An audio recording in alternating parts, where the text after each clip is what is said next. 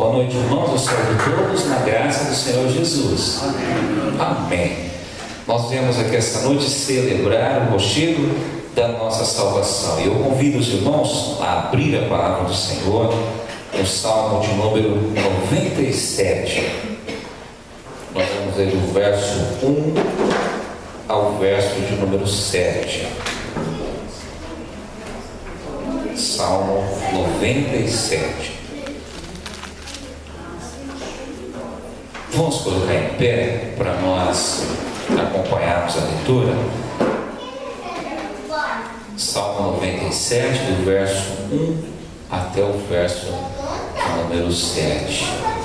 Antes de nós lermos o salmo, eu vou pedir gentilmente para o nosso irmão Natan, para a nossa irmã Zilda, vem mais aqui pertinho do seu Benedito. Vem mais pertinho aqui, vamos juntar mais aqui à frente aqui, né? A gente ficar mais juntinho aqui fica melhor e você não fica tão longe assim do irmão que está aí próximo de você. A irmã Mércia, passa aqui mais para frente, vem aqui atrás do Prisco. É isso, Cleriane, vem para cá. Isso, fica melhor. Se o Robson não for vir, Robson vem para cá, perto da Nilda aqui na frente, fica melhor, mais juntinho, né? Salmo 97. Eu vou ler o verso 1, os irmãos vão ler o verso 2, e assim nós vamos até o verso 7. O tema do salmo é maravilhoso, a majestade e o domínio de Deus. E o salmista vai dizer assim: reina o Senhor, regozije-se a terra, alegrem-se as muitas ilhas. Cuja escuridão o rodeiam, justiça e juízo são a base do seu trono. Adiante dele vai o fogo que lhe consome os inimigos em redor. Os seus relâmpagos iluminam o mundo, a terra os vê e estremece. Derretem-se como cera os montes na presença do Senhor, na presença do Senhor de toda a terra. Os céus anunciam a sua justiça e todos os povos veem a sua glória. Sejam confundidos todos os que servem a imagens de escultura, os que se gloriam de ídolos, prostrem-se diante dele todos os deuses. Amém. Eu queria que você olhasse de novo o verso de número 7. Sejam confundidos todos os que servem a imagens de escultura, os que se gloriam de ídolos, prostrem-se diante dele todos os deuses. Ninguém é comparável ao nosso Deus, nosso único e verdadeiro Deus. E é diante dele que nós nos prostramos em adoração.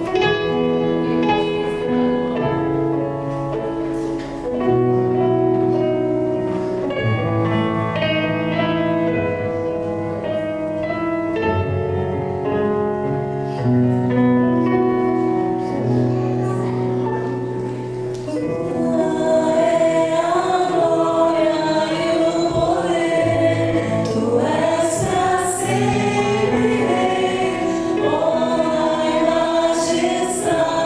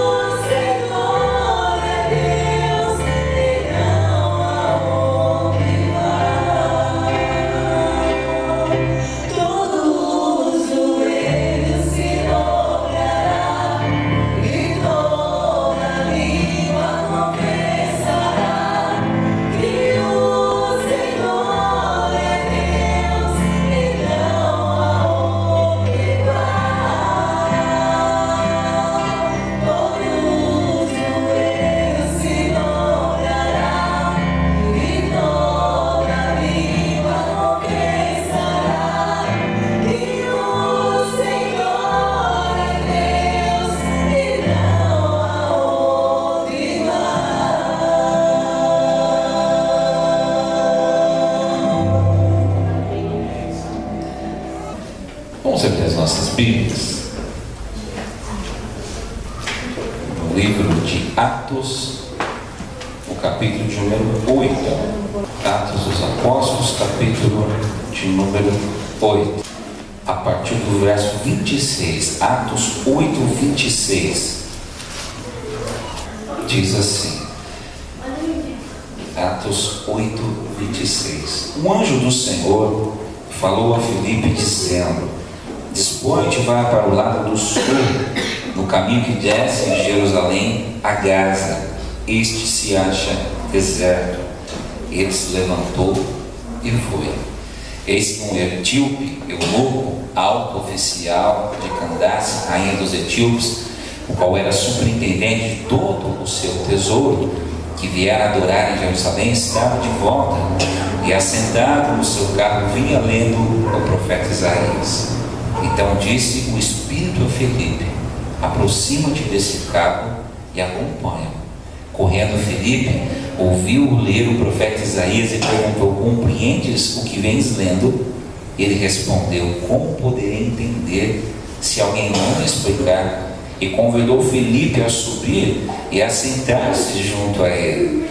Ora, a passagem da Escritura que estava lendo era esta: foi levado como ovelha ao matadouro, e como um cordeiro mudo perante o seu tosqueador, assim ele não abriu a boca.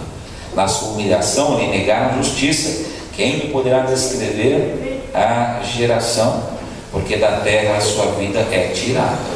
Então o eunuco disse a Filipe: peço-te que me expliques a quem se refere o profeta. Fala de si mesmo ou de um outro? Então Filipe explicou, e começando por esta passagem da Escritura, anunciou-lhe a Jesus. Seguindo eles caminho fora, chegando a certo lugar onde havia água, disse o eunuco: eis aqui água, que impede que seja eu batizado? Filipe respondeu: é lícito, se crês de todo o coração. E respondendo ele, disse: creio que Jesus Cristo é o Filho de Deus. Então mandou parar o carro, ambos entraram na água e Filipe batizou o eunuco. Quando saíram da água, o Espírito do Senhor arrebatou a Filipe, não o vendo mais o eunuco, e este foi seguindo o seu caminho cheio de júbilo. Mas Filipe veio a achar-se em Azoto, e passando além, evangelizava todas as cidades até chegar a Cesareia. Amém. O tema da nossa mensagem de hoje é seguindo a direção do Espírito. Um pastor e teólogo de fé reformada chamado Dietrich Bonhoeffer disse algo muito interessante: a igreja só é igreja quando é para os de fora. Eu acho que esse pastor foi muito abençoado, muito feliz quando ele escreveu isso, ensinou isso, dissertou sobre esse tema, porque esse tema vai nos falar justamente dos dois movimentos que a igreja precisa entender e viver. A igreja faz um movimento para dentro quando edifica os de dentro, prepara os de dentro, abençoa os de dentro, capacita os de dentro para que eles possam sair e ganhar outros. Então a igreja edifica os de dentro e ganha os de fora, edifica os de dentro, ganha de fora, prepara os de dentro para ganhar mais e assim esse ciclo possa acontecer, o evangelho possa ser anunciado. E é interessantíssimo olhar essa frase e olhar esse texto e olhar, aliás, todo o livro de Atos dos Apóstolos, porque quando nós lemos Atos dos Apóstolos nos mostra justamente qual é a direção que a igreja deve seguir pelo poder do Espírito Santo de Deus. Já no capítulo 1, no verso 8, a palavra diz assim: mas recebereis poder ao descer sobre vós o Espírito Santo. Para quê? E sereis minhas testemunhas, tanto em Jerusalém como em Judéia, Samaria e até os confins da terra. Já fica muito claro, irmãos, logo nos primeiros versos desse livro, que o Espírito Santo é aquele que coloca a igreja em movimento movimento. A igreja é essa comunidade que, em forma alguma, em hipótese alguma, pode permanecer estática, mas é um povo que recebe o Espírito Santo, que é instrumentalizado pelo Espírito Santo para ter condições, ousadia, autoridade para se mover na história, anunciando o Evangelho. A comunidade de discípulos, irmãos, a igreja, nós, o povo de Deus, nós somos esse povo em constante marcha, em constante movimento, indo sempre na direção do perdido, se movendo, se lançando, se locomovendo no mundo, anunciando a glória, a luz, sendo sal, sendo, meu irmão, boca de Deus, voz de Deus, o povo de Deus, segundo o livro de Atos, essa comunidade que não para, se move, Jerusalém, Judéia, Samaria, até os confins da terra, que marcha, que anda, que vai, que leva o Evangelho, que traz em si o Evangelho, por onde passa, vai semeando o Evangelho. Por isso, o Dietrich Bonhoeffer foi muito assertivo quando ele diz: a igreja só tem razão de ser quando ela se mexe, quando ela sai, quando ela ousa, quando ela arrisca, quando ela abre as portas e diz: agora nós vamos ser igreja. Aonde nós precisamos ser igreja? No mundo, para fora. E aí a gente olha, por exemplo, um outro texto como esse que nós lemos hoje, o texto do encontro de Filipe com esse eunuco. E aí nós vemos as coisas que Deus faz quando nós seguimos a direção do Espírito Santo de Deus. E aí nós olhamos para esse texto e precisamos pensar algumas coisas, porque se o Espírito é o Espírito que nos mantém em movimento, nós vamos pensar que aquilo que nós fazemos dentro da igreja não vai impactar o mundo, que aquilo que nós cantamos e oramos dentro da igreja somente não vai mudar o mundo, mas aquilo que eu faço no mundo como igreja, isso vai mudar o mundo. E às vezes nós oramos errado, né? Às vezes nós dizemos: Senhor, que a igreja não fique entre as quatro paredes. A igreja não fica entre as quatro paredes, porque ninguém fica aqui hoje à noite. Ou alguém vai ficar aqui hoje à noite? Alguém vai ficar? Ninguém. A igreja não fica aqui. O que fica aqui é um templo. Às vezes nós oramos assim, né? Senhor, abençoe para que a igreja não fique nessas quatro paredes. A igreja nunca ficou entre quatro paredes, mas talvez a nossa consciência precise ser desperta para esse fato que nós só mudamos as coisas, que a regra do jogo é essa: nós transformamos o mundo quando nós somos igreja no mundo. E aí nós mudamos o foco, porque o foco deixa de ser nós mesmos, o movimento deixa de ser só para dentro, ele começa a ser para fora, e a igreja ganha espaço, a igreja ganha relevância, e a igreja vai, e a igreja elabora planos, metas, sonha, se entusiasma, caminha para dentro e para fora, para dentro e para fora.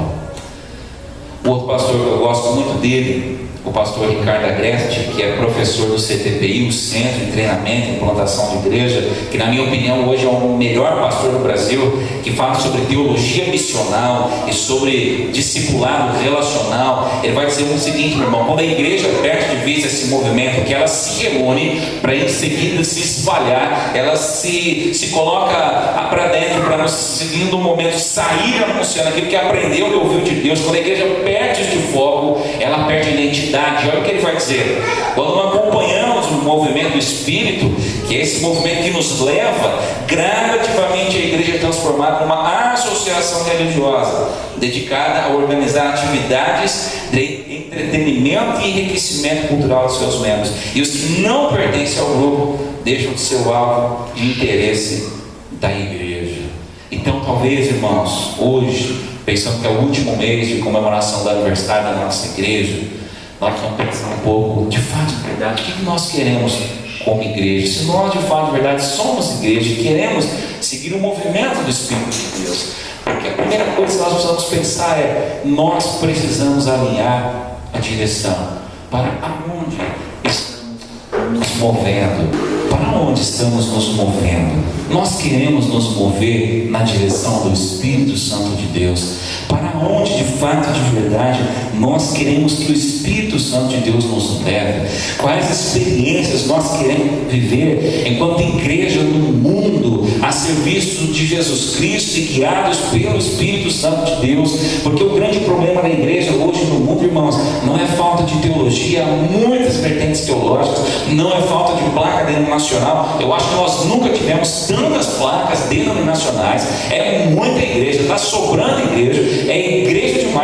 gente de menos. Tem muito método evangelístico, tem muito curso, tem muito tudo, muita música, muita tecnologia, tem tudo, irmãos. Mas talvez a igreja precise alinhar, esse mover-se e entrar na dinâmica do Espírito e começar a andar e viver segundo o Espírito de Deus, para onde nós queremos de fato nos mover, porque isso vai gerar decisão, isso exige compromisso, dedicação, desprendimento, e nós vamos decidir de fato, de verdade, se vamos nos comover junto com o Espírito e nos mover junto com o Espírito. E aí a gente olha para Filipe, e Filipe é alguém que se move na direção que o Espírito Santo manda. Ele não quer ficar só em Jerusalém, porque Jesus Cristo havia dito: vocês vão receber o Espírito Santo e vão caminhar Jerusalém. E aliás, pregar o Evangelho em Jerusalém, apesar de não ser fácil, não era tão cômodo para um judeu. Em Jerusalém, a dificuldade talvez fosse a oposição do Sinédrio, das autoridades religiosas, daqueles mesmos que mataram Jesus e agora respiravam ameaças contra os outros líderes, mas ainda assim eram patrícios.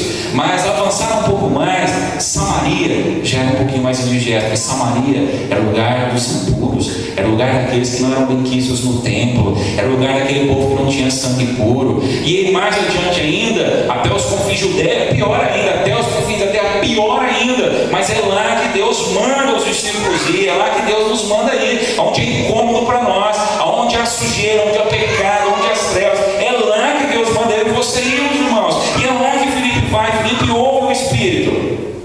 E o texto começa dizendo assim: o anjo do Senhor falou a Filipe: dispõe-te, vai para lá no sul, no caminho que desce de Jerusalém a Gaza. Esse se acha deserto. Verso 26. E eu acho interessantíssima a resposta de Filipe. Ele se levantou e foi. Eu acho interessante, meus irmãos, a intencionalidade no servir a Deus. Filipe não troca ideia: Senhor, se eu puder, Senhor, se eu quiser, Senhor, quando der, Senhor, fazer o que lá, Senhor, quem vai estar me ajudando, Senhor, o que vai acontecer lá. Não, meus irmãos, ele se levantou e foi. O nosso grande desafio é nos levantarmos e irmos, é nos levantarmos e dizer: Senhor, haja o que houver, conta comigo, Senhor, estou aqui. Deus, é reunião de oração, eu vou. Deus, eu trabalho com adolescentes, eu vou. Deus, é célula, eu vou. É casais, eu vou. Senhor, conte comigo. Se levante e vá. E quando nós nos levantamos e vamos, três coisas me chamam a atenção nesse texto. Quando você se levantar e ir na direção do Espírito, você vai encontrar muitas pessoas que estão à procura de Deus. Encontraremos pessoas que estão à procura de Deus. Pessoas, irmãos, que estão desesperadas para preencher o vazio dos seus corações. Pessoas, irmãos, gente com a alma partida, gente com o coração machucado, gente consumindo tudo que o mundo oferece para ver se encontra paz no coração, gente despedaçada, gente trincada, famílias moídas, jovens com depressão, gente se prostituindo, gente destruindo a família. Quando eu e você, irmãos, entrarmos nessa dinâmica de sermos edificados dentro e sairmos afora na direção que o Espírito nos lança, na direção que o Espírito nos move, indo a Jerusalém, Judéia, Samaria, até a nossa Jerusalém, Judéia e Samaria. Se prepare, irmão, porque você vai se encontrar com pessoas amarguradas, doentes, feridas, que precisam de Deus e que podem ouvir Deus através de você, da sua vida, do seu testemunho, da sua oração, da sua presença. Quando eu olho esse texto, fica muito claro que Filipe está aqui num momento, num encontro com alguém que tinha fome de Deus. Fome de Deus. Veja, meus irmãos, as tradições bíblicas não relatam, e nem tão pouco os evangelhos, que o anúncio de Cristo havia chegado até a Etiópia. A pregação não havia saído de Jerusalém. É o primeiro momento missionário que é Filipe. São essas primeiras incursões, essas primeiras saídas de Jerusalém. E esse homem vem de longe, da Etiópia, de um outro lugar, de uma outra nação, para adorar em Jerusalém. Veja, esse homem não vem atrás do Evangelho, porque o Evangelho estava ainda numa forma embrionária aqui. Esse homem, esse eunuco, ele vem para prestar sacrifício segundo a tradição judaica. Na tradição judaica, existiam dois tipos de pessoas que que era uma seita do judaísmo, que não eram judeus, e eles eram chamados de prosélitos, que significa forasteiro, recém-chegado. O prosélito podia ser um prosélito justo ou um prosélito da porta. Quem era um prosélito justo? Alguém que não era judeu, se convertia, aderia a todas as minúcias da lei judaica, das observâncias dos ritos religiosos judaicos, se circuncidava e passava então a ter direito a participar de toda a vida religiosa de Israel. Mas há outro tipo de prosélito, que é o prosélito da porta.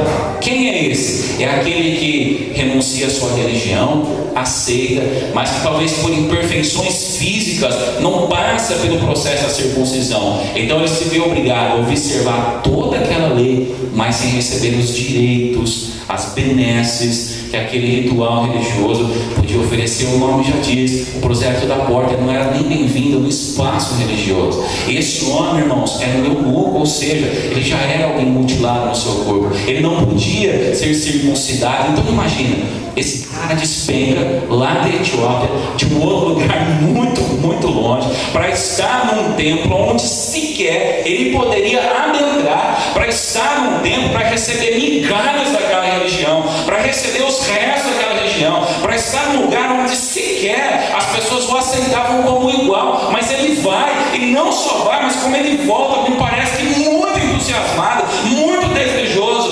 lendo, tentando comer alguma coisa, aprender alguma coisa, gente à procura de Deus, desesperadamente. E me parece que quando o Felipe emparelha aqui com o carro dele, ele não pensa duas vezes, entende? Como que eu vou entender se ninguém me explica? Pula para cá, ele não titubeia. Se você me ensinar, eu fico muito feliz, porque eu vim de lá aqui, eu não posso voltar sem aprender nada. Talvez essa era a ideia de levar alguma coisa de Jerusalém, porque era um lugar de religião, e ele vai atrás de religião. Quanta gente que topa com a gente por aí, que está tão confusa por causa de religião. Gente que está atrás de um Deus, mas não conhece Deus direito. Esse sincretismo religioso, meus irmãos, embotou o pensamento das pessoas. Quantas pessoas nós conhecemos que moram perto de nós, que estudam conosco, que vão à academia conosco, que vão no mercado conosco, que vão no curso de inglês conosco. Quantas pessoas estão procurando alguma coisa que diga que a vida faz sentido, que diga que a vida é mais do que esse momento banal do aqui e agora, que o mundo tem que ser mais, que a vida tem que ser mais do que essa violência, do que esse desafeto, esse desamor que cercam as esferas de vida. Quantas pessoas, irmãos, conversava agora ali com a nossa irmã Zelida, é impressionante como as seitas crescem no Brasil, crescem a passos largos. Espiritismo, Testemunha de Jeová, Adventista do Sétimo Dia, seitas Zen vão crescendo, crescendo, crescendo. Mormonismo, que diz que Jesus é irmão de Lúcifer e Jesus não era Deus, mas foi elevado a Deus, e vão crescendo, crescendo, crescendo. Espiritismo, oferecendo comunicação com os mortos. Sabia que o Espiritismo é a religião que mais cresce no Brasil?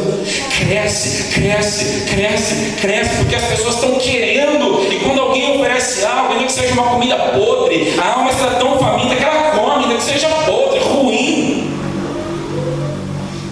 E aí eu vejo ele dizendo assim: nós temos a mensagem certa. Então por que a gente não dá de comer para o povo? Nós temos a teologia certa, nós temos o culto certo. Então por que a gente não vai ao mundo? Por que a gente é tão mole assim? Não é uma casa, então, não engana uma segunda, uma terceira, uma quarta, não caminha, não ousa, não se compromete. Por que o povo não se coloca nessa dinâmica do Espírito e presta atenção a quem está precisando ouvir de Deus e vai falar de Deus para as pessoas? Talvez a gente acostumou tanto tempo com a primeira parte do movimento que a segunda parte ficou estranha para nós. Nós nos acostumamos a vir para dentro, para cantar os nossos hinos, para receber as nossas orações, para ouvir os nossos sermões, para pregar as nossas mensagens. E talvez isso é tudo que seja a igreja para nós: receber, receber, receber, receber. E de repente parece que conversando com outros amigos e olhando as igrejas Brasil afora, talvez nós sejamos uma geração de crente que engorda. Em que sentido? Consome culto, consome estudo bíblico, consome célula, consome tudo, consome os líderes, mas que não E aí os eunucos da vida continuam todos aí, dizendo: como nós vamos entender se ninguém vem falar para nós? E aí as mulheres samaritanas continuam todas por aí, querendo água, que não é Jesus.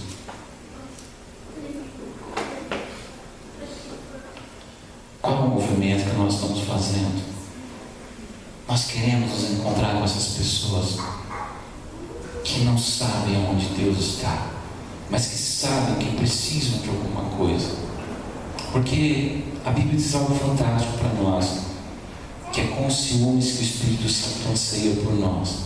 É claro que não é o ciúme do homem, da mulher, mas o que a Bíblia está dizendo aqui é que Deus colocou o anseio da eternidade no coração do homem. Então o homem sabe que está faltando alguma coisa. E nós? Qual é o movimento que nós vamos seguir? 2020, 2021, 2028. Quero fazer um apelo para você, irmão. Se você está participando de um projeto da igreja, talvez um projeto agora das células, pegue firme, irmão. Ore pelo seu líder, ore pelos seus anfitriões. Irmão, ali é um lugar maravilhoso para você encontrar pessoas que precisam vir de Deus. Se você não está ainda, por que você não está, irmão? Se você tem um projeto melhor, converse com o seu conselho, dá uma opinião. Se você não está participando, irmão, qual é o movimento que você está fazendo? Só para dentro, só para dentro, para dentro, para dentro, para dentro. Vamos nos envolver. Eu apelo para a sua consciência em nome de Jesus. Olha essa matéria no boletim de hoje. Que 2020 seja um ano de se comprometer, seja um ano de queimar gordura, falando do Evangelho, se gastando, indo aos campos, orando, jejuando, contribuindo, meu irmão, consagrando a vida, orando pelos líderes, orando pelos perdidos. Eu acho fantástico algumas orações que o apóstolo Paulo fala. Eu acho lindo quando ele diz assim: olha, de boa vontade me deixarei gastar em prol da vossa alma. Isso toca o meu coração. Eu acho lindo quando Paulo ora assim: Senhor, que o Senhor me dê oportunidade, portas abertas para a pregação do Evangelho. Lindo, irmãos, lindo que isso te contagie, que isso nos constranja, que a gente chore, passar um dia sem falar de Jesus para alguém, que a gente se incomode a passar no caixa e não falar de Jesus para aquela pessoa, a passar com alguém no trabalho e não falar de Jesus para essa pessoa, que a gente possa olhar e fazer como Felipe. Está pronto, irmãos. Segunda coisa que a gente aprende nesse texto: prepare-se para ter o que compartilhar. Eu acho lindo porque o tal do eunuco aqui, que era o prosélyto da porta, que despencava lá do outro lugar do mundo, comendo poeira, chuva, sol, não podia nem entrar lá no templo, ficava nas beiradas com as migalhas da religião. Ele voltava lendo. E ele está lendo um texto aqui que no momento de Jesus era complicadíssimo. Um texto do livro do profeta Isaías. E você reconhece o capítulo aqui que ele está lendo? Verso 32. Você reconhece esse texto? Ele está lendo Isaías capítulo 53. Já leu Isaías 53? É um dos capítulos mais dramáticos do Antigo Testamento. Diz assim: ele foi levado como ovelha muda, não abriu a boca perante seus tosqueadores. Ele foi moído, ele foi passado pelas nossas transgressões. O castigo que nos traz a paz estava sobre ele, pelas suas pisaduras fomos sarados. Ele era um do qual não havia formosura. O texto de Isaías 53 vai descrever o martírio de Cristo. O Cristo foi martirizado, o Cristo esmagado, o Cristo foi chicoteado, o Cristo foi furado na cruz, o Cristo que sangrou, o farrapo humano que sobrou ali, depois de horas e horas e horas e horas de tortura. O capítulo 53 vai descrever justamente o Cristo sofredor, aquele que sangra sem reclamar, aquele que chora na cruz, aquele que sofre o pecado de todo mundo ali na cruz. É esse capítulo que ele está lendo, um dos mais difíceis no tempo de Jesus. Por quê? Porque a ideia do messianismo no tempo de Jesus, ela se perdeu com o passar do tempo, e houve uma interpretação errada. A primeira é que o Cristo messiânico seria um Cristo guerreiro. Ele não ia sofrer na cruz, ele ia matar os romanos, ele tinha muito poder, ele era descendente de Davi, ele ia se levantar, ia matar os romanos, devolver a glória de Israel e marchar sobre as nações. Ponto. O segundo pensamento é que talvez o Messias fosse o próprio Ciro, que lá no passado livrou o povo das mãos de Nabucodonosor. Uma segunda interpretação errada. Uma terceira interpretação interpretação que há do tempo de Jesus, que o texto referia ao próprio povo de Israel. Eles eram um povo messiânico, eles eram escolhidos que haviam sofrido, haviam sido esmagados lá no cativeiro e que iam ser levantados para ser bênção para as nações. As três interpretações estão erradas. O texto Isaías está falando de Jesus. Ele é esse cordeiro, ele é o servo sofredor. E meus irmãos, Filipe sabe de quem o texto está falando. E quando o homem fala, me explica, fala, eu explico, eu sei que o texto está falando. E ele sobe lá e explica de quem se trata o texto. O texto fala de quem? É do profeta, mesmo é de um outro que ele está falando. E Filipe, na ponta da língua, explica o texto para ele, de quem se tratava. Quem é esse homem aqui que na humilhação trouxe justiça? Quem é esse aqui que foi levado como ovelha muda? Quem é esse cordeiro mudo que foi até os tosqueadores? Quem é esse? Filipe está pronto para compartilhar. Nós estamos prontos para compartilhar. Sábado eu falava aqui com os líderes de célula, no curso que eu dei aqui para eles.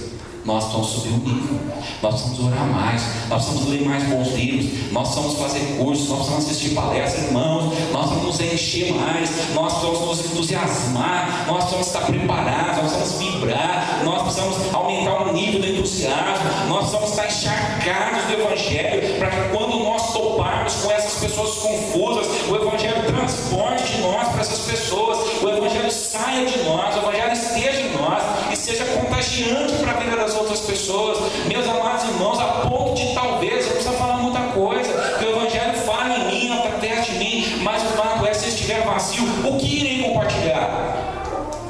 E está aqui um segundo problema que eu vejo na igreja do século XXI: crentes muito